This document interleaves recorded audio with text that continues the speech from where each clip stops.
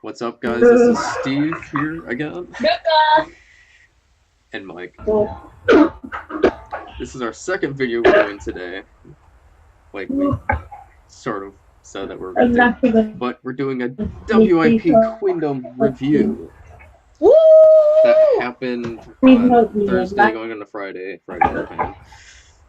First things to say is I was completely dead while watching it because I stayed up for a whole day. I didn't even watch it on actual. I watched the whole thing live. Same. I got up early at like 4 in the morning and got on my computer and watched the entire thing. Unlike Ruka doing the smart thing, I did a stupid and stayed up literally all night from the previous day to watch it live. And I had classes after the event, so I was dying of sleep deprivation. I was up for 30 hours before I went to sleep. Really bad thing to do. Well, I turned on the alarm on my iPod so I could be well rested and then get up and be like, okay, time for wrestling!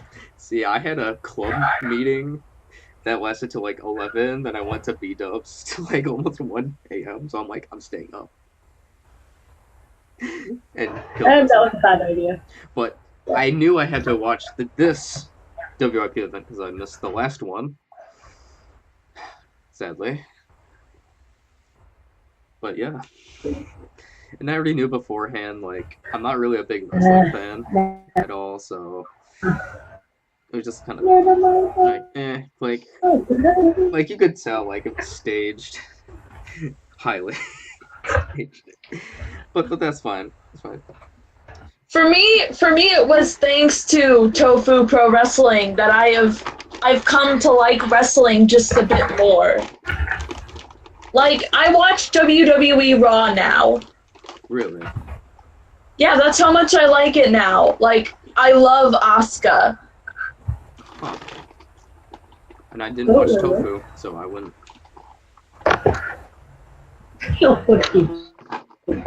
Okay, so anyways, I'm gonna bring up the roster so we can talk about each match individually. Okay, so the first match, actually, if I can derail it from a little bit, something that I liked was before the event actually started, you had like the announcers were talking about the event and Neon was there. Yes. The little blackberry Neon has turned back into a strawberry.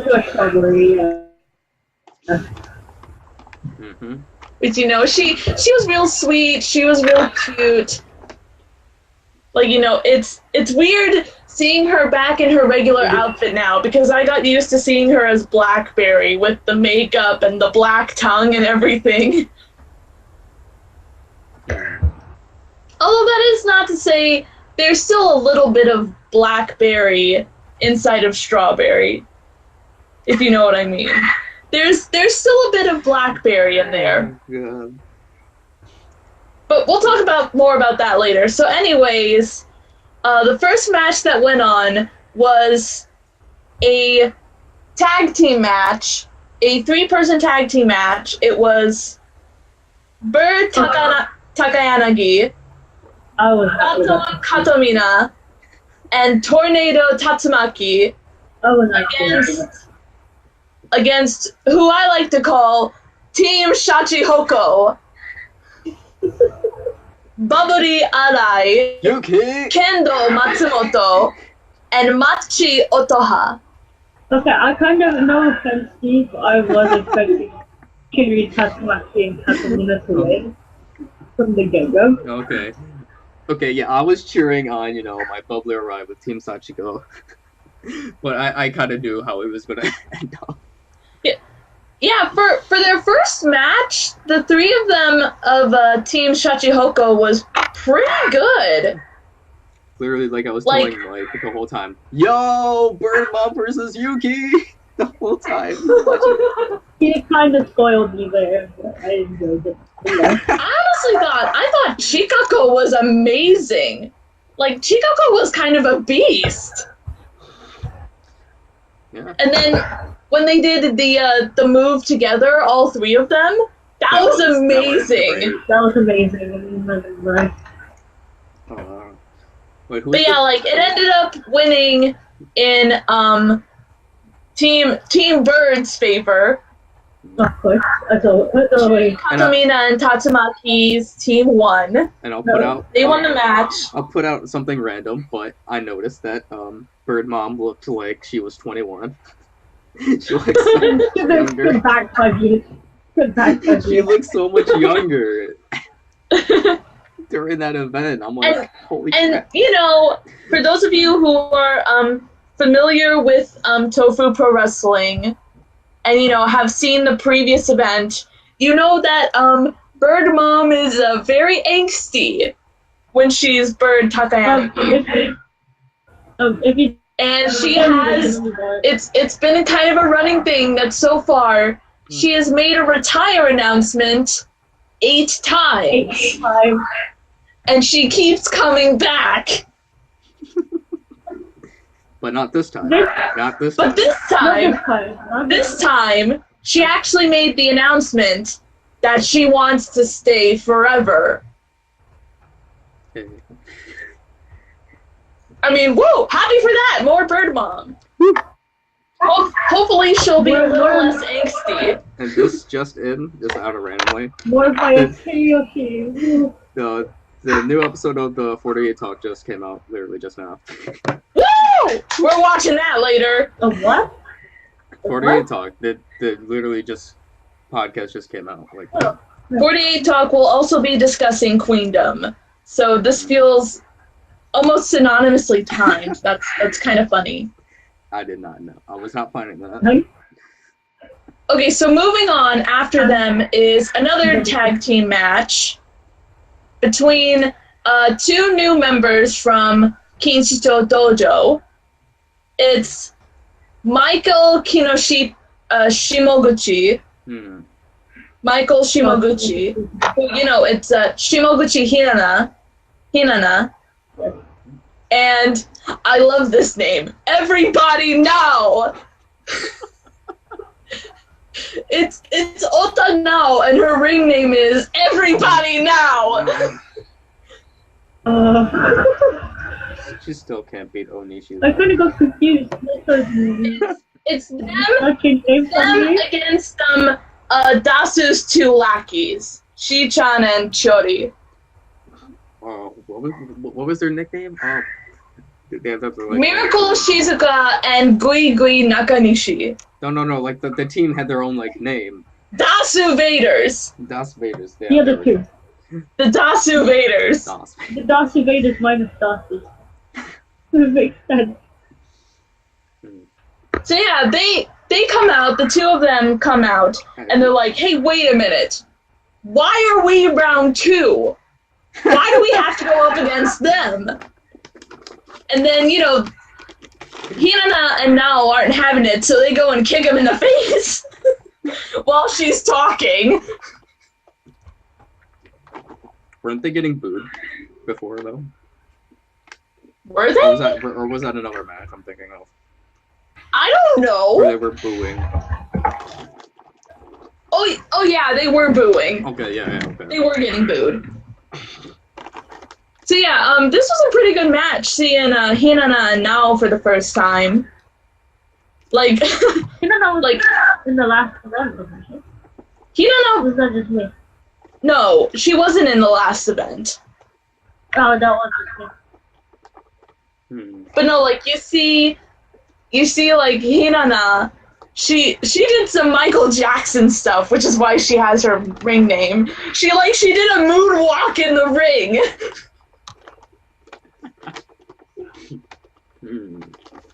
And then, you know, like with Nao, you know, her ring name was basically her signal for like when she was about to do her move, like everybody, and then the crowd goes no. Yeah. Okay. Unfortunately, though, for the two of them, for Kinshicho Dojo, they lost against the two Darth Vaders. Yeah. But you could tell it was a pretty rough match because the two of them were really tired after it. Like Judy was like, okay, we're gonna let you go this one time. Well, Like, it was fun. It was really good. Okay, but then the next match, there's plenty to say about it. 4-person tag team match. This is the comedic relief match. This is the funniest one out of all of them. We've got from Kinshicho Dojo, Saksu Furuhata, Professor Takita, Strawberry Mukaichi, Strawberry Me on his back, and of course, Max Nakai. The little... The cherry appears, people, the cherry appears. Versus Mad Dogs. Versus the Mad Dogs. Yeah. Plus Hidaru USA-chan, because she suddenly joined their team. For some odd reason.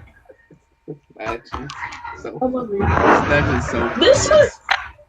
Like, I mean, from the last event, it was already, like, so funny. But this, they just took it up a notch. I heard what happened in the last match. I didn't watch it, but I heard what happened, so... So yeah, like, in the first match was kind of setting up things that were going on. Like, Macharin being kind of the Baka character of the group. And, this was displayed here as well. Like, she tried to block her opponents by creating an invisible wall in the ring. And she's like, okay, we're good! And then Mion's not having any of it and just walks right up to her and elbows her.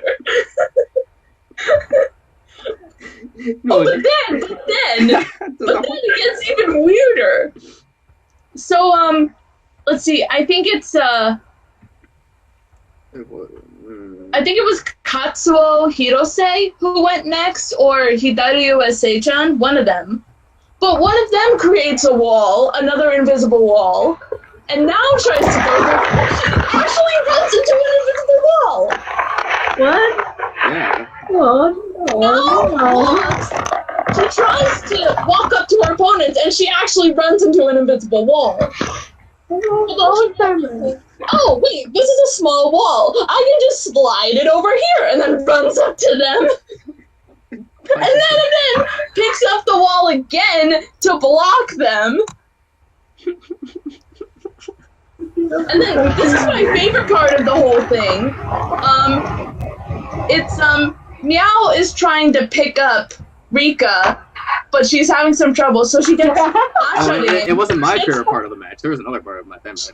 She gets Macharin to help her, and they try to pick her up, but then, one by one, everyone else gets involved. Until everybody gets involved. Everybody gets in, and they're trying to lift each other up. And then Meow's just like, oh, my hand parts! And she gets out of the link so that Team Kinshicho can just topple her teammates. And they're like, what the heck? And then eventually they're all kicking Meow. No, that was the funny.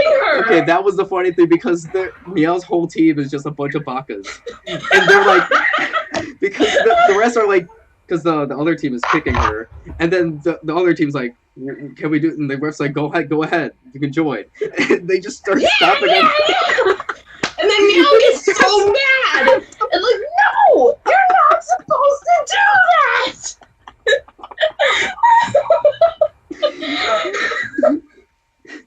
And then, it ends. It ends similar to how the last event ended. But it was funny because wait, but first, Ruka. But Meow was going to run up to do I don't know, against the ropes. I don't know what they call that because I'm not a wrestling. But she was trying to like go up against the ropes, but she hit an invisible wall first. That's what I was saying earlier. Okay. I said that earlier. Well, I didn't know that you were saying that Meow hit the invisible wall later on. Yeah. Okay. But yeah, it ends the same way as it did the last event with Rika taking Meow's chair, putting it over her, and feigning injury. So that the referee calls it a foul and disqualifies them, and they win by default. A chair. This troll! The chair. This little troll! Yeah, it was so bad. Not to mention Meow's entrance was top tier. You could only get away with that in Japan. Meow was amazing. Meow's entrance, just giving the middle finger. She flipped the bird on live television. You can only do that in Japan because they don't care. They don't care. Japan don't care. If it was in the States, you would be dead. They would not be allowed. But since it's Japan, it's okay to flip off the camera. Oh my god.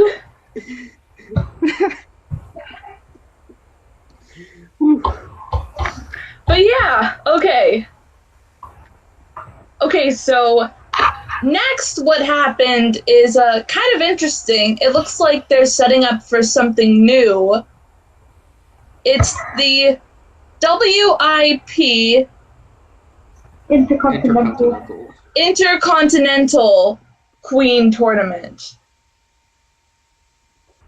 So they set it up like it's gonna be 2 people going against each other in each round, and then the winners will face each other for the winning title. So the first round was Diva Odairi versus Jumbo Sato. Oh my god. Odairi is great. This was a great match.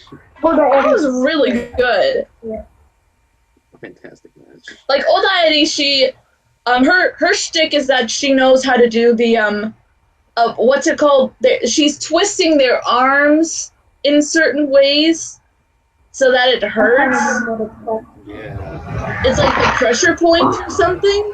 No, just completely hurting the arm. Just like Odairi just dominated that match. Yeah. So yeah, and then the match after the second round was Komanechi Yumoto Yuami versus Yabakune Taniguchi. Okay, I understood as well in my. I don't know about you guys. Like, personally, out of the 2 matches, I think I liked Yuami versus Megu better. Their match. I like it better. Because, like, well, I mean, both of them were pretty intense with, with Odairi just dominating with twisting the arm and doing the pressure points and all thing. And then, Yuami with her acrobatic skills and Megu just being a powerhouse. It's crazy. So, yeah, what did you think of the match between Yuami versus Megu? I found the bit with Meow holding up her finger. I skipped the introductory part. So like, look, this was something that I noticed when I watched it live. Megu's kind of got a crazy side. Yeah. Like, she started to get to a point where she was, I mean, just to put it in a, easy analogy, she was kind of becoming like Gekikara. It was kind of similar to Gekikara. Like, she just started laughing, and she had this crazy look in her eyes. Like, that's honestly what she reminded me of. Like, Megu's kind of got a crazy side to her. Love it. I love Megu. I love the Gekikara character. Megu was awesome. I mind that. Just mix them together. Great. So yeah, Megu won the match, so that means that Odairi and Megu are gonna go up against each other. And you know that in the previous event, they actually were a tag team together, going up against Komi and Sayaya. So this is going to be interesting seeing them face off. And it gets even more interesting later on with something that happens that we'll talk about later. Okay, so we get to the semifinals, and it is a 3-person tag team match. It's a special tag team match from Kinshicho Dojo. It's Yokoyama, Japan.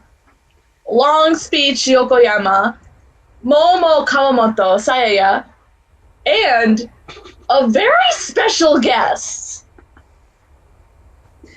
They get... Well, this person, they go by the name of Gregorio Anna, but it's Aja Kong. Unfair. It's the Aja Kong. So unfair. You are not going to be able to beat that woman. She's a strong woman. And not only that, they went up against the Koji Genba Dome with Kuyuchi Matsumura, Voice Yamada, who, by the way, I thought it was super sweet that Noe actually did her makeup similar to Haru's, which I thought was great, and anti-slip Makiko. Holy cow, Makiko! What did you think of that, the semi-final match?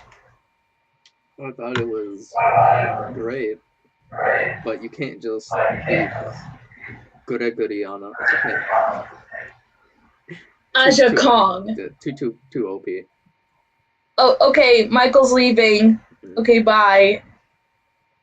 But I liked really Kaltan and how she performed. Yeah, Kaltan was amazing. And plus I thought also, I think Noe's grown a lot.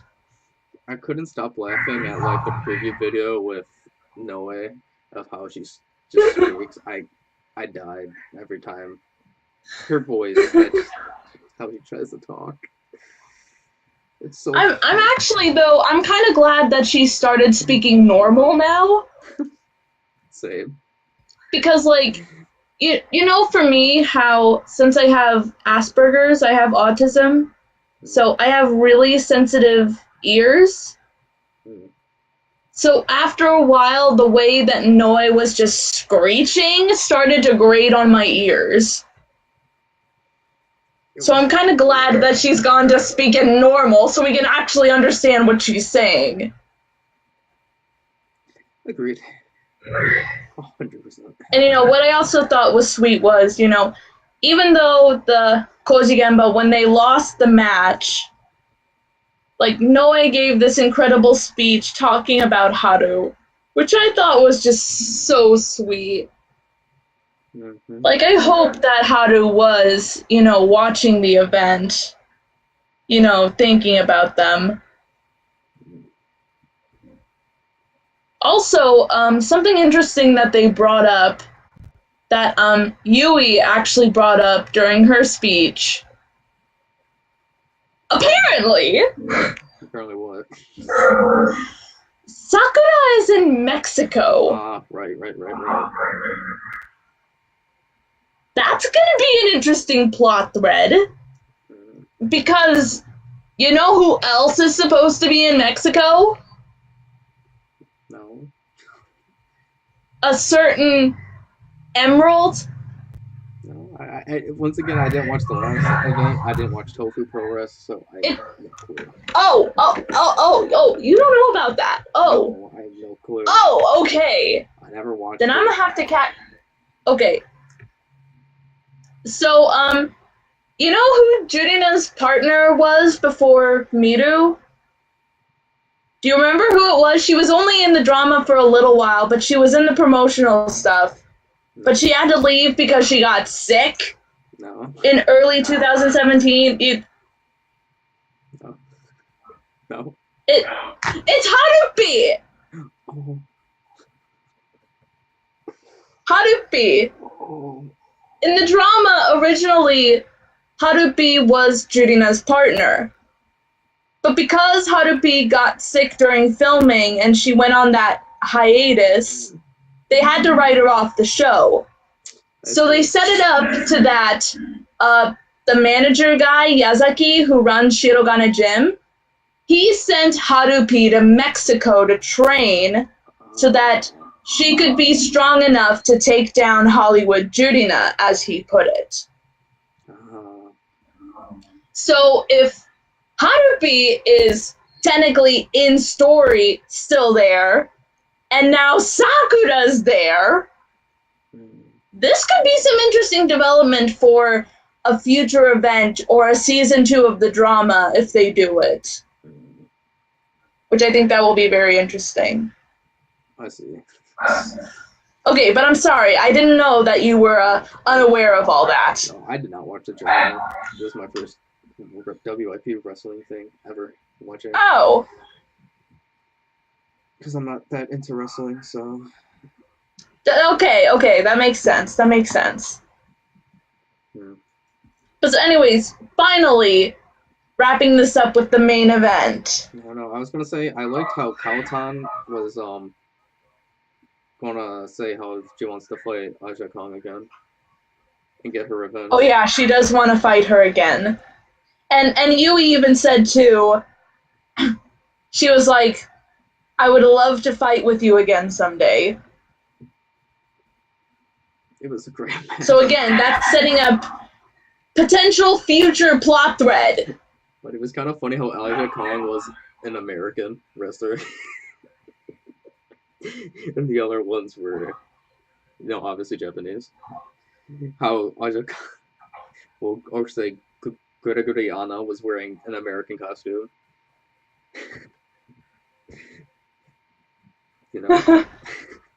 Yeah. Well, I found that funny and interesting. But anyways, going on to the main event, which we all knew about before the event started, so this was all what we were getting hyped up for. Yeah, I was getting hyped a lot. Hollywood Jurina and Shark Komiyama versus Octopus Suda and Dotonburi Shiroma. Yeah, my top 2 tag teaming together. I was really excited for that when it was announced. So obviously, this was kind of taking off. This was picking up after the events of the event last year, when after Jurina and Miru had won the tag team championship belts, Dasu and her team come in and take the tag team belts, take Jurina's championship belt that she won in the drama, the over-the-top arc, specifically. They took her belts and were like, we're gonna hang on to these for you. So that, along with Miru's betrayal, and this actually ends up having them disband. The Power Stones are now disbanded. So this obviously was going to be a redemption match for Jurina, and she was going to win back her belt.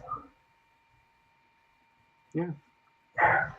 And call me getting up to the challenge, saying how she wants to eventually surpass Hollywood Jurina. Because she sees Jurina as her rival.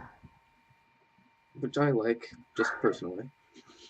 Yeah, I thought that was great, the two of them teaming up. Even though they do see themselves as rivals, they do have that common goal of, right, you know what? She stole your belt. Miru is a B-word for betraying you. I'm going to help you take back your belt. I thought that was really good for them to team up. And Comey did a really, really nice job, too. She did. Like, bravo to Comey. She was like, trust me, Jurina, I got this. Trust me. Yeah, she was like, there was like at one point where Jurina was about to go all rage beast, and then, no, wait, Jurina, I got this. I got this. I got this. It was great. Yeah. Really, really nice. Which is why, however, it was so sad, so devastating, that it actually ended up Dasu had won the match. Well, because Jurina was dominating Dasu with the lariats. And you know how she was lariating Dasu just non-stop? Yeah. And then right when Jurina was pinning her down, right before the third pin, I don't know who it was, but somebody, was it one of the Das Vaders? Just grabbed the ref. Oh, that's right. So, in the middle of the match, someone suddenly comes into the ring and starts going all out on Jurina. And we don't know who this person is. They're wearing a hoodie, so they're covering their face. But then they take it off. They take off their hood, and it's revealed it's Old Deity. And then we also it's like Old Deity's standing there. And then the next thing you hear is Megu screaming, trying to go after Old Deity. Like, what the heck are you doing? That made me happy because then, you know, like, because as you also know that Megu is also one of my favorite members, so seeing how Megu was helping Komi and Jurina, that made me happy. So happy. But But yeah, it ended with Dasu pinning Jurina down. The tilt was just so. Oh, I was so mad. I was so mad at that ending. Like, no joke. I was expecting for that redemption with Komi being there, having an amazing match that Jurina and Komi should have won, but you know, the cheap tricks of Das Vaders or Oda Eddie, whoever dragged out the ref at that final second. Oh, that pissed me off so much. And then we see Jurina crying. No, Jurina's just laying there. And then Das is like, you know, I'm also from Nagoya too. I deserve the spotlight. You're not the Well, I mean, to be fair, that is true. She's from Aichi too. Jurina's crying on the ground. Like, it takes her like a solid few minutes before she even gets up. Komi grabs the mic and is like, what did Komi say? I should remember this. Oh, no, wait. There's a couple stuff that happens. Well, first off, you know how I mentioned before, like, Dasu stole her championship belt. And then, you know, she has it on her person, and she's like, you know what? I don't need this anymore. You go ahead and have it back. And then walks up to Jurina, she kisses it, places a good firm kiss on the belt, and then just tosses it on the ground next to Jurina.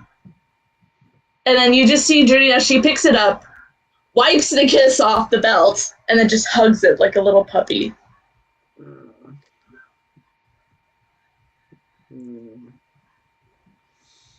So, then she talks about, she just wants to change the way, make things a bit more dramatic, because honestly, the way I see it, she did that whole thing of, like, taking Jurina's belt out of spite. Yeah. Okay, so then after they leave, then, it was Komi that takes the mic, right? Komi takes the mic. Forgot what she was saying. But she said that she's gonna get, I know it's something along the lines how she's going to get stronger, and then she is going to herself beat Jurina as her rival. Like, something along the lines. She's aiming for Jurina's neck, is what she said.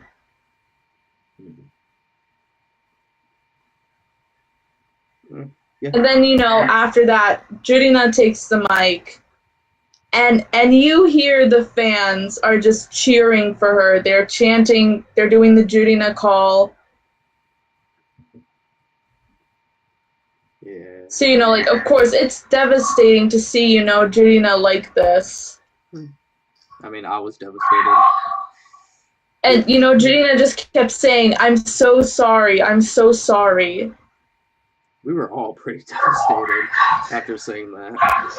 The Discord was, triggered and tilted so bad. The whole Discord chat was going nuts. I was going nuts while not sleeping for a whole day. Dying. Well, the funny thing is, during, the final match, my roommate, he woke up. He looks at the TV, he's like, Steve, what the hell are you watching? I'm like, wrestling, I told you. I was gonna watch this. He's like, you stayed up all night? I'm like, yeah. Just to watch this. He's like, was it good? I'm like, yeah. That's the thing is, my roommate, he doesn't really care somewhat, and I like that. Yeah. This WIP, the first time watching wrestling in a while, because I know I used to watch, I used to own the WWE games, and somewhat watch live, but no, I kind of grew out of it. Just seeing this. So, what are your overall thoughts to just this development of Jurina losing? Devastated. Absolutely devastated, because I was hoping that Komi and Jurina would win, as they're my favorites. Well, yes, and I think we all thought that. And especially... Because even Dasu said in her speech, y'all were expecting Jurina to win, weren't you? Yeah. Even she was expecting that, and that's why she wanted to do this. I was hoping for the redemption to be won, but it was not. Well, yeah, but, here's the thing. Since I've gotten a bit more exposed into wrestling with WWE and being familiar with this, and I'm looking at it from both sides. I'm looking at it not just from Jurina's side of Jurina, she has to win back her belt, but I'm looking at it also from Dasu's side, because even though Dasu, her character has done a heel turn, and she's become a bad guy, she's kind of right. She was right about everyone expecting Jurina to win the match. And she's perfectly justified about being jealous over the fact that Jurina always wins. So yeah, doing that whole stealing the belt out of spite, it makes sense for her. And plus, this whole development with Dasu winning the match instead of Jurina, this adds to drama. This is actually really good. If they had it be, the ending of Jurina wins, she wins back the belt, happily ever after, we sing shoot sign again. Oh, no. You should have never give up. Yeah, we would have been happy for Jurina for being able to beat Dasu, kick her butt and win back the belt. Mm-hmm. But honestly, which one do you think would have had more of an emotional impact? That happening and her winning, or her losing? I mean, obviously her losing, but me just being an ocean. See, exactly. I don't want it. Because she lost, we know that she is going to get stronger so she can face her again. This is basically, I know that you haven't seen the drama, but I'm going to talk about this. This is basically spoiling the over-the-top arc, but basically what happens... I'm never going to watch it, so... Okay, so what happens is, during the over-the-top arc, Jurina was previously out of commission for half of a year because she had a leg injury and she was rehabilitating. So she gave up her championship title, which is why they had the over-the-top arc in the place. So everyone could compete for the championship title. You changed? I'm doing something. That's my mom, I'm sorry. But anyways, Jurina, she was one of, like, the first rounds early on in the tournament, and she faced Momoka. Oh. And she actually lost to Momoka. Because Momoka is a mad genius, and she was able to copy all of Jurina's moves and blow them back on her. And so the whole over-the-top arc was actually, it was a totally separate redemption arc from Jurina, because it was about her, after she had lost in the first round, they had a, they kind of had a redemption match where the people who lost in the first round of the tournament could compete and try to get back in. And Jurina won, and at the finale, she actually faced Sakura and won and got the championship title. So see, that made for good drama because it was already set up that Jurina was the champion, that no one could beat her. So that, you know, when we watched the over-the-top arc, when we watched her match with Momoka, we were all just like, oh, she's going to beat Momoka, and then she's going to go on to the next round. But then, nope, that doesn't happen. And that makes for good drama.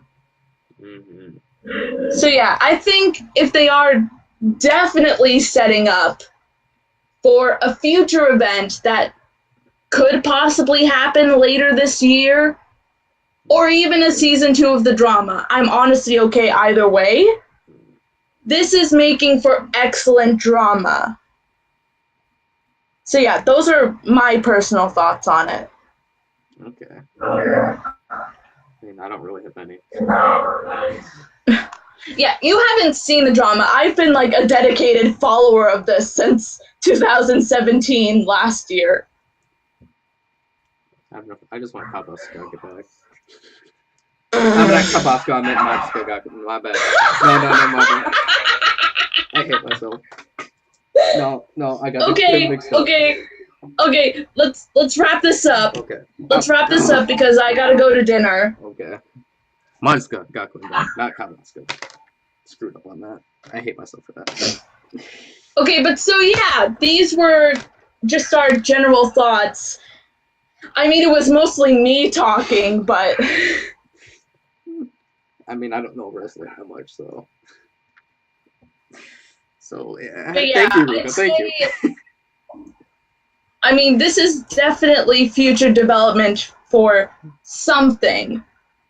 Like, staff, AKS, they're definitely banking on the success of this. They're like, we've got something here. We're going to use it to our full potential.